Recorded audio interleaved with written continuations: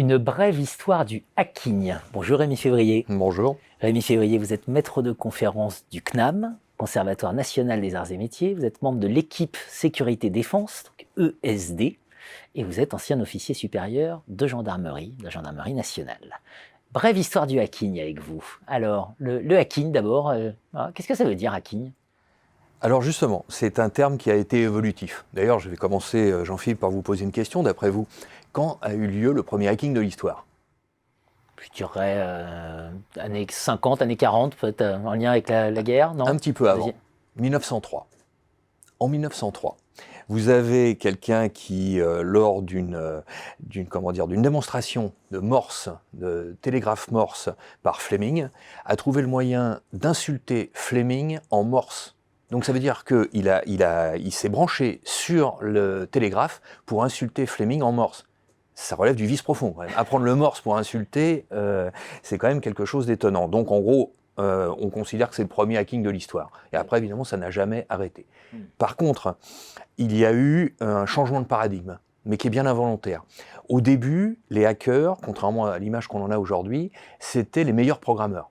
Donc c'était le nec plus ultra, si vous voulez, des programmeurs.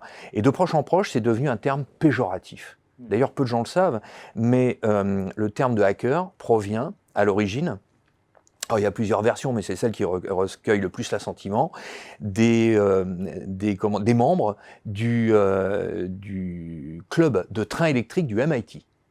Et qu'est-ce qu'ils faisaient ? Ils hackaient les signaux électriques de leur train et les passages à niveau de manière à ce que le train ne s'arrête jamais. Et il y en a un qui a eu l'idée de se dire, si on arrive à hacker les passages à niveau et les feux rouges, on va bien réussir à hacker l'ordinateur de l'école. Et voilà d'où c'est parti. Alors ça casse un peu le mythe, mais c'est une réalité. Et puis petit à petit, c'est devenu donc péjoratif. Petit à petit péjoratif. Alors donc, c'est pas un phénomène contemporain d'Internet, si je vous suis. Non, c'est pas un phénomène contemporain d'Internet. Ça s'est surtout développé dans les années 70. D'accord ? À l'époque, c'était pas Internet encore, mais il y avait déjà des lignes spécialisées.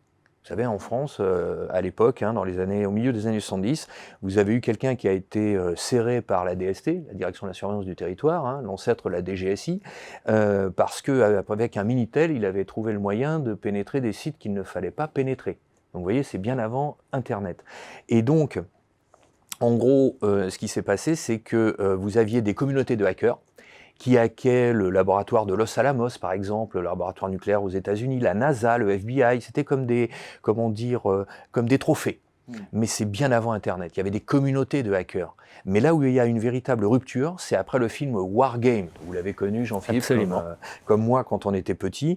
À l'issue de ce film, qui est très bien au demeurant, dans lequel un personnage campé par Matthew Broderick pénètre l'ordinateur de simulation de guerre thermonucléaire du Pentagone, enfin c'est un film américain donc ça se finit bien, eh bien le grand public a découvert le monde des hackers. Mais malheureusement, il a considéré depuis lors, et les journalistes se sont engouffrés aussi dans cette brèche, que le hacking était quelque chose de négatif. Mais effectivement, il y a des hackers négatifs, mais au départ, vous voyez qu'il y a eu une rupture de paradigme.